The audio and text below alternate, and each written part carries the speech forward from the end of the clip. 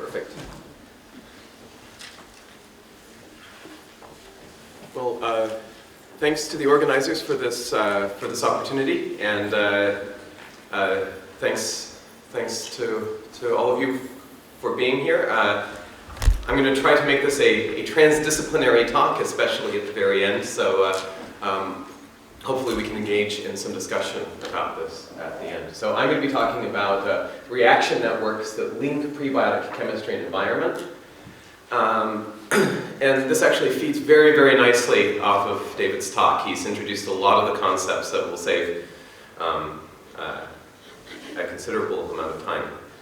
But where I'm going to start is not going to be entirely obvious where the link is. And I'm going to start with what got me into chemistry in the first place. I'm a physicist by background and by education. I started in particle physics, and I ended up finding a really interesting project that combined particle physics and chemistry in the interstellar medium. I was seduced into chemistry by Eric Herbst, actually, and with a particular object that I enjoyed looking at through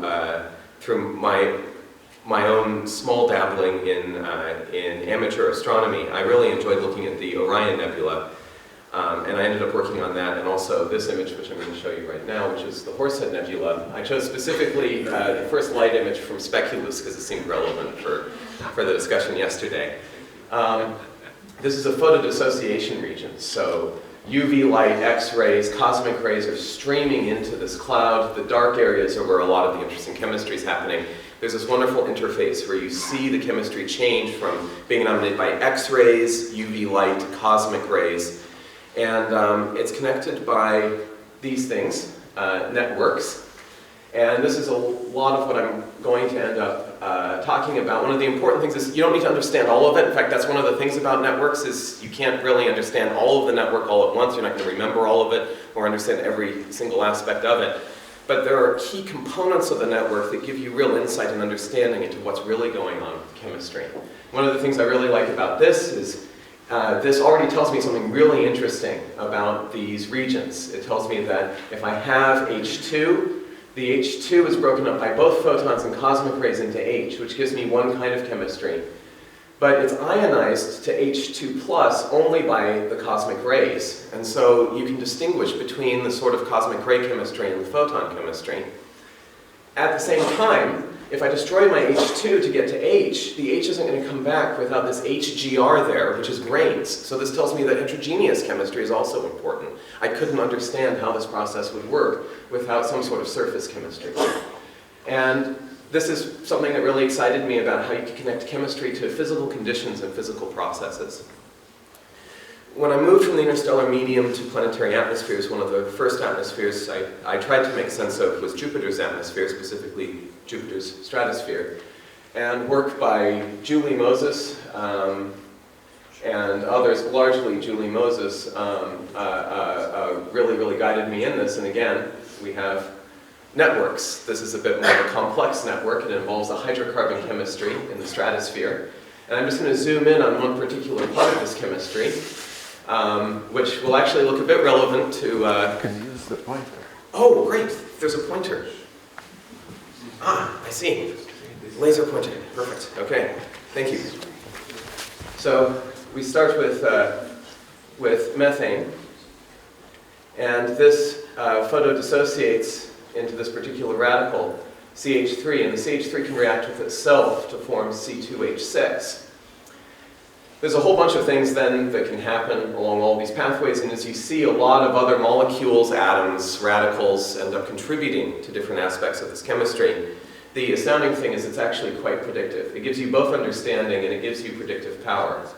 Following through these things can allow you to look at how these molecules change. This is ethane mole fraction as a function of atmospheric pressure. And this actually fits very, very well for ethane. And if you look in Julie Moses' paper, you'll find that this actually fits for dozens of different molecules reasonably well. and is again connected closely to the physical conditions, to the amount of UV light, to how mixing actually works in this atmosphere. I started moving into prebiotic chemistry. I will freely admit I'm not an organic chemist, but I do find these sorts of networks absolutely fascinating. This was a tour de force work from Wilhelm Huck's group looking at the Formose Network, starting with formaldehyde, glycolaldehyde, and then going on to form these more complex sugars. What this group was trying to do was actually come up with all of the linking pathways and divergent pathways to really find out how this worked together, and that took a lot of different experiments, theory, and even some machine learning to try to guess some of the reaction rates that are happening in between. And you can look at the paper, there's some really cool processes that they were able to discern from this kind of network. And then to show that networks aren't always just chemical, here's C. elegans, and this is the connectome. And this is more just to emphasize something that I will talk about right at the end, is that networks might be a good way to start looking at these sorts of emergent properties that happen on different levels. There might be something we can look into the networks that can tell us something about that, which I think will be very important for prebiotic chemistry as well. So this is the sort of outline of what I'm going to be discussing. For the power of chemical networks, it can give you insights into stability. Timescales, does this all actually hang together? Is this plausibly something that could happen? Testability. What are the chances of success? One of the interesting things about prebiotic chemistry is this idea of success. There are molecules that you really want to form, and then there are molecules that if you form, you don't really want. And so you can even assess what are the chances of the chemistry actually being successful. And in this case, it means going from something like geochemistry, so going from geochemistry to biochemistry. Are you making progress in that direction? Also, the observability of failure, which I think is very important for the testability. And then I will end by just briefly talking about emergence. So I don't need to talk too much about this because David Catlin gave such a wonderful introduction. We have an atmosphere with various reducing species, maybe from after a transient Miller-Urey kind of atmosphere from a giant impact. That can actually rain in. You have this pond, which happens to be here, which is fed by various hydrothermal fluids and has various iron oxides, silicates, various other things that happen to be floating around in it. There's some dissolved iron and sulfate or sulfite that happens to be in there. That evaporates off. If the cyanide rains down, it's going to react with iron very, very rapidly. It's very thermochemically favored to form ferrocyanide, and that ends up being important later. This can then be post-processed by subsequent impacts or by some sort of volcanic events, which can change that sort of chemistry. It can end up producing some very interesting products off of that ferrocyanide and other things that happen to be there, including cyanamides, nitrides, and various cyanides, which can then, if rehydrated, do some really interesting subsequent chemistry. I'm now going to zoom into this to just show the first steps of some of this chemistry with a sort of cartoon model. So you might imagine that you have hydrogen sulfide, which is bubbling up, provided volcanically, or maybe you don't like this for a variety of reasons, and so you can imagine that because this will be acting in a particular way, and the way that this is acting could be chemically substituted by ferrocyanide or by sulfite. This will end up dissociating, especially in alkaline conditions, giving you HS minus and a proton. UV light can come in, knocks off the electron. The electron can attach itself in a bunch of different places, but it's pretty happy to attach itself onto this nitrogen. This will want to neutralize, and so it'll pick up a proton.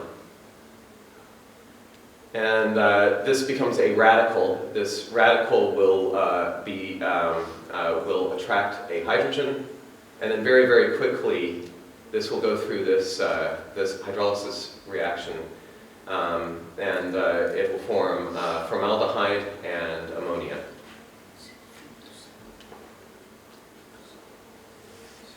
It turns out that in the solution, hydrogen cyanide will also dissociate, forming CN-, and this actually was the very first bench chemistry experiment that I did in the lab, was doing this particular experiment with cyanide and formaldehyde to form glycolonitrile. The same process can happen again, and pretty soon the sort of ball and stick model becomes unwieldy, and we start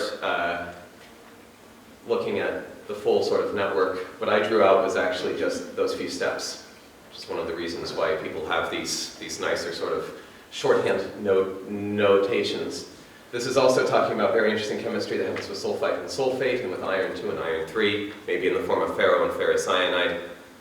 And, as David Catling also discussed, this can lead to amino acids, the building blocks of proteins, phospholipids, building blocks of cell membranes, pyrimidine ribonucleotides, the building blocks of RNA, and purine deoxyribonucleotides, the building blocks of DNA.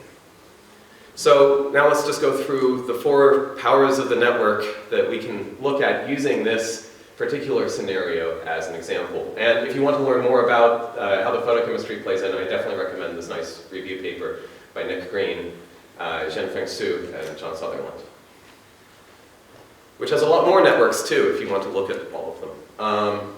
So the first thing I'm going to look at is the stability question, and we can look at the stability of ferrocyanide as a good example. Ferrocyanide breaks apart in light. That's a good thing because we actually wanted those solvated electrons. It would be bad if it was completely stable in the presence of light, but it does mean that it degrades in the presence of light. Zoe Todd and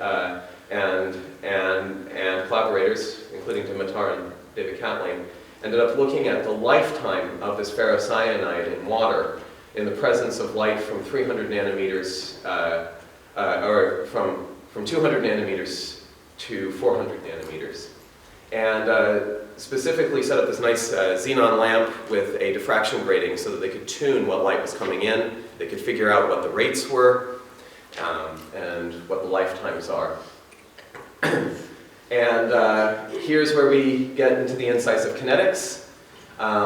This is the lifetime of the ferrocyanide as a function of temperature, pH, and amount of ferrocyanide, looking at 2 sorts of extremes, 0.1 millimolar and 1 millimolar.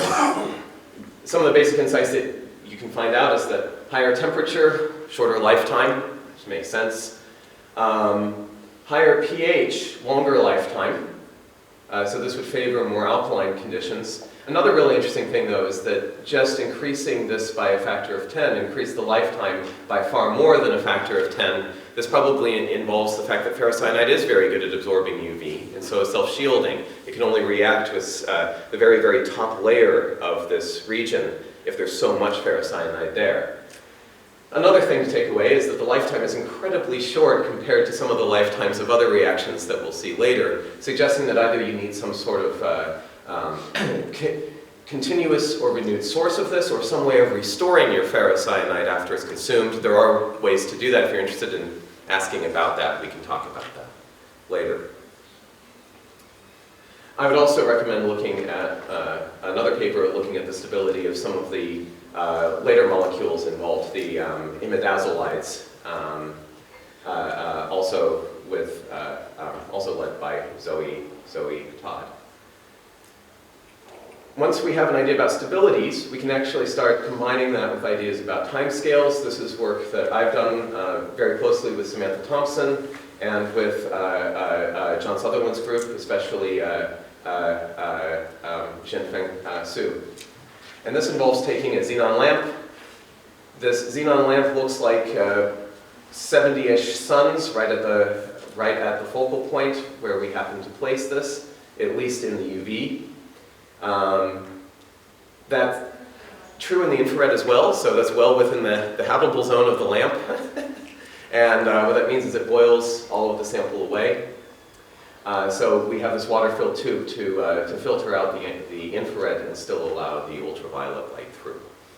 And just to show, at least in ultraviolet light, this looks at least qualitatively similar to 75 times the young sun. We put various things in these cuvettes. I'm not going to go into all the details of what all these reactions are, but these are 5 key reactions for the cyanosulfidic network. One reaction that tries to extend that network, and then one reaction that might have broken everything.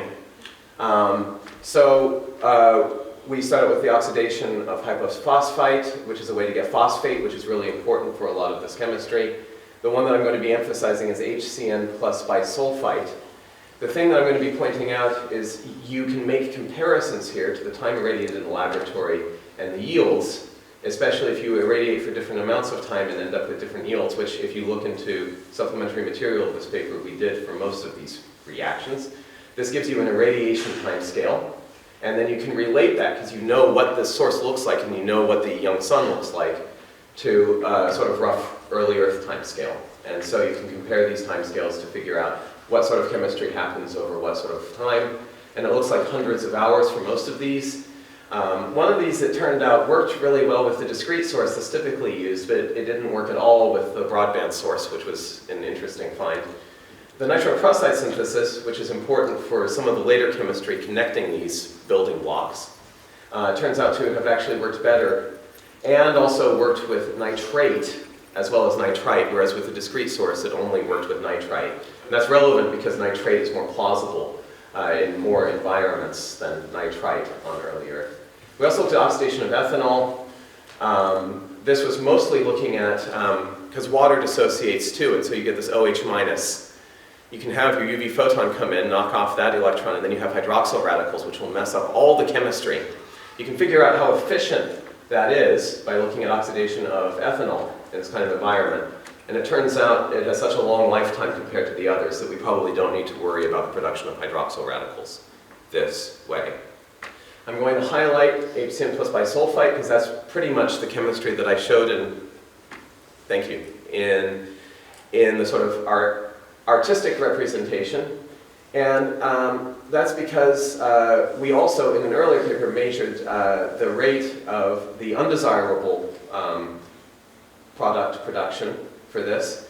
And by comparing those two, and if you make the assumption that the timescales are roughly similar for a lot of the other reactions, both for the unwanted products and for the wanted products, you can delineate what I've called this abiogenesis zone, which is that you can look at what the light of the star is, and you can figure out, assuming everything else is great for your planet, assuming that you have all the ingredients you need and everything else, do you have the sufficient starlight to actually do this sort of chemistry using that reaction as a sort of template?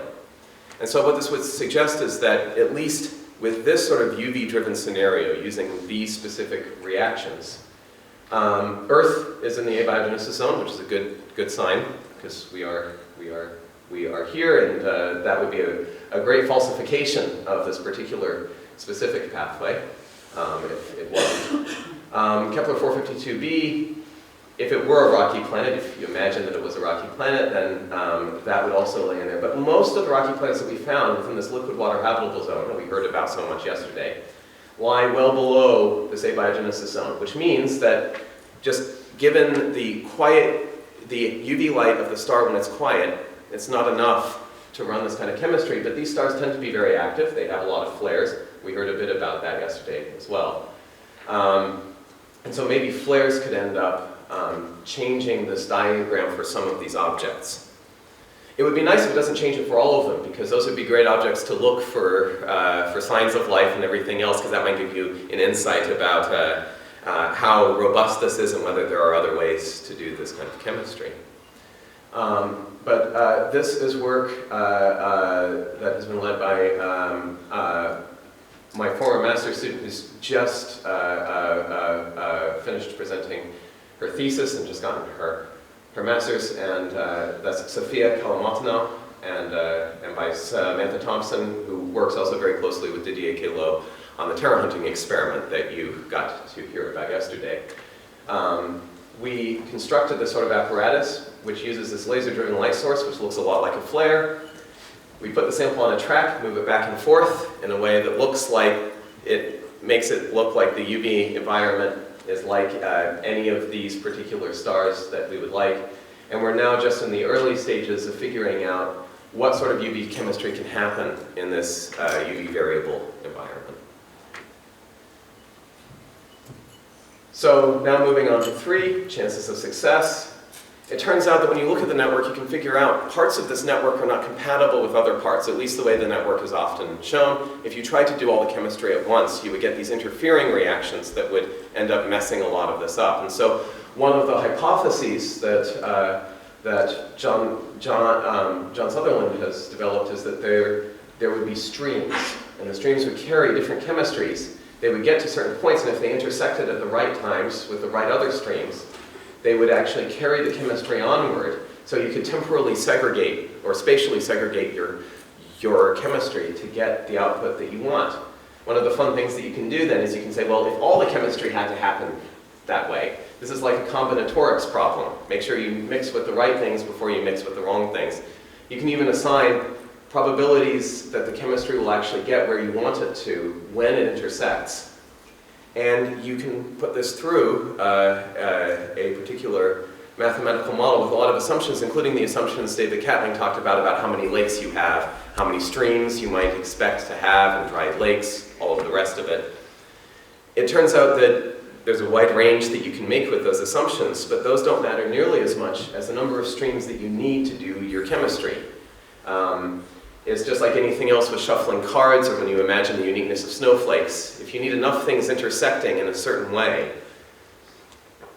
it's going to be very, very hard to get success out of this. And so if it turns out you only need 4 or 5 or 6 streams, then even if the chemistry isn't incredibly robust in terms of getting to the products that you want before it intersects with another stream, you're still talking about life around 100 million years, give or take. This is changing those sorts of assumptions about time scales, numbers of streams, and everything by 6 orders of magnitude. So just showing that that doesn't change things nearly as much as the number of streams that you happen to have. The really, really critical thing, though, is that if you get to about 9 or 10 streams, if you need about more than 10 streams, you're talking about plausibly one planet within about 10 parsecs with life. I'm going to finish up just by talking about the observability of failure. As was suggested by that plot, and as you can talk about with lots of synthetic chemists, it's much more likely for the chemistry to break than it is to work. It only needs to work once, but there are probably lots of environments where it doesn't.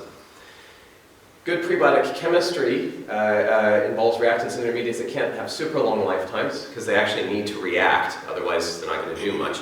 But a lot of the side products could have very long lifetimes. And it may be that understanding how the chemistry can break can show us its most clear observational signatures. For example, things we could look for in Jezero Crater with Perseverance. It might be able to see signs of this chemistry, but it might not be so much the signs of the successful chemistry. It might be signs of some of the failed chemistry that stick around for a lot longer.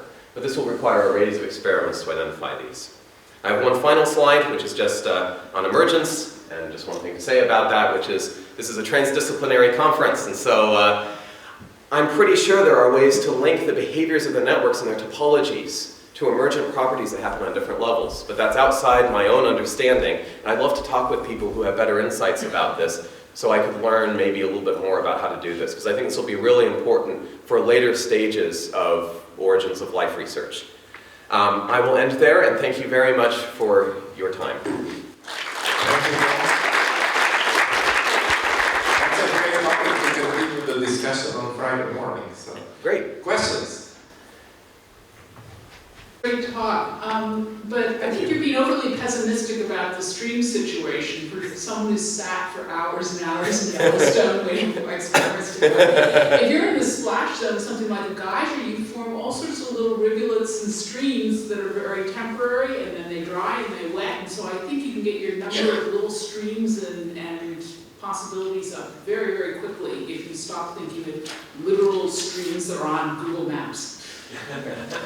I think that that's a very good suggestion. I mean, I was actually thinking of little rivulets more in a sort of crater sort of scenario. And so I was thinking that there would be on the order of 10 to the 6 of these per crater, and that's probably too few.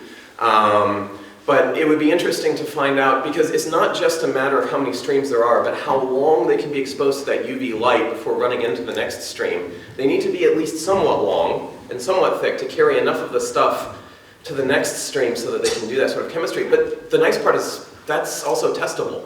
And it would be really interesting to find out. Maybe it turns out I'm wrong by more than 6 orders of magnitude on the numbers of streams. And that would be marvelous. It means then, instead of having, the limit at 10, the limit will be more like 12 or 13. Paul, beyond spherical cows and Google Maps, there are environments that are akin to what we think existed on the Hadean Earth, at any Earth-like planet, that cools, melts rock, and builds a volcanic edifice. Okay, we talked about that a little bit this morning. One such great example is Iceland. Within about 200 kilometers of area, there are streams that differ in pH by pH 6, 10, something like that. Many of these streams run for quite some time over rock that is very rich in magnesium. So these are basaltic rocks, and in the early times when partial degrees of melts were greater, because the Earth was hotter, it's even more magnesium rich. You get rocks called komatiates. So there are a suite of natural laboratories that geologists would love to work with people like you to go and examine, including Yellowstone that Lynn mentions, but a place like Iceland or Tristan da Cunha or Réunion, above hotspots where a planet like the Earth has to lose heat. Or the Altiplano in Bolivia if you don't need oxygen. I mean, if you don't personally need a lot of oxygen. No, I bring The chemistry doesn't want the oxygen, but I do. The high UV. We bring this up because, Earth science is the quintessential science of circumstantial evidence. So our models have to be data-driven, because otherwise no one is going to accept them. And so that's why we like to look for analogous processes, not metaphors, not exactly like that, but analogous processes. And again, that's an emergence question, bringing transdisciplinary science together. Makes me think that we, the organizers, should probably organize the next conference on a geological field trip.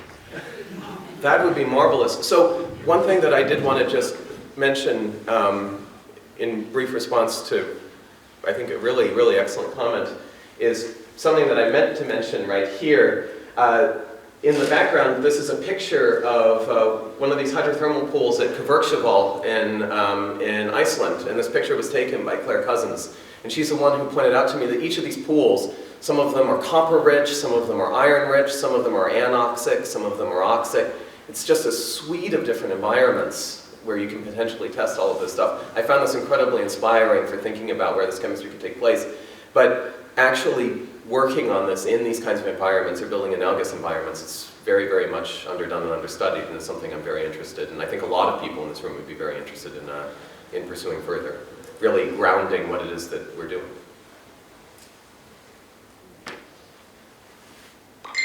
Okay, if there are no other questions, let's thank Paul for a great talk.